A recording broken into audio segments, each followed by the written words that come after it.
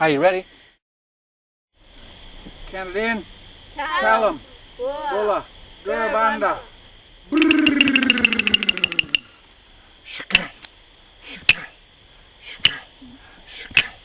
Garing in the name, God Yama Berana, garing in the name, garing in the name, Jojama Berana, garing in the name, Jojama Berana, garing in the name, Jojama Berana, Jayaman Maranga, Gayaman Maranga, Jagon Ganyan.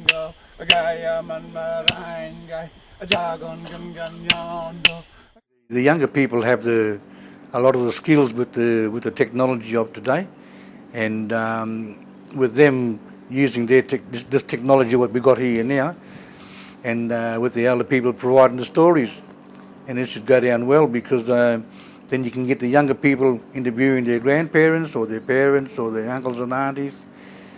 And I think they get more information if it was family interviewing family. Well, my purpose to come along was to learn a bit more about still photography.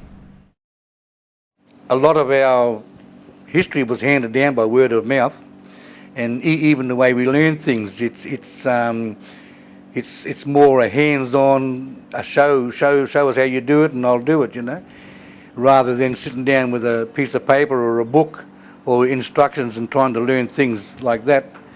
We are very visual people, and when we're showing things, we learn it quicker. Press record. Did I press record? It's going to improve our knowledge. It's going to give us a connection of how we can start learning to teach the younger generation, and it's all about sharing because that's what we're all about.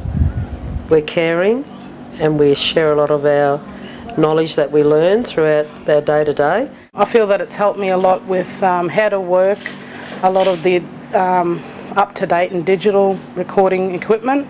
This has really opened my eyes, and it has really helped me now that I can actually start to do a program in the future, to do some interviews and stuff now with the children and do some documentaries hopefully. Yeah, well, I've learnt a lot about recording, like audio, and how to use the equipment because I'm doing research, and having those technical skills can help me in my research for collecting data and keeping a record of it. All right, cameras rolling. Is that one going? 3, 2, 1. Well, I feel a lot more confident now with the video equipment and that, and doing videos, and made you feel more comfortable and relaxed with the equipment, and it's not as hard as it really all seemed like before. Yeah, a lot more familiar with it, even though it's only been a short time. The video camera, that's what I came along to learn that. I understand it a lot more. It's easy to get the booklet with it, but you can never read that. I can never read or understand it. It's got to be someone has to tell me how to use it, go through it with me, and I'll understand it more. All this technology today is a part of our lives. It was a highlight for me because I actually got to learn how to take some of the shots from day one and dragging them onto the laptop screen we're in Movie Maker, which was something I never knew. History was handed down by word of mouth. My name is Irene McBride, a descendant of the Butchulla tribe who used to live around here. And where we are situated now, before this botanical garden was created, it was just all natural bush, and the traditional owners used to camp over here. There was plenty of food, bush tucker here for them. In the creek, it flows over there, you could get yabbies, and there was mullet here, but they wouldn't touch it because they said it tasted muddy.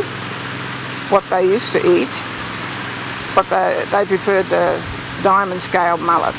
So every winter when down the boat harbour they'd be sitting up in the cypress pine trees and waiting, looking for the mullet to come in. This one here, like, it's going to flower in the coming weeks. It's going to flower. It'll have a little green flower on it.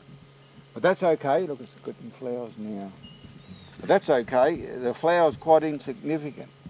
But when the Aboriginal people were walking past here today and saw that, they would have talked about how the oysters will one day be fat.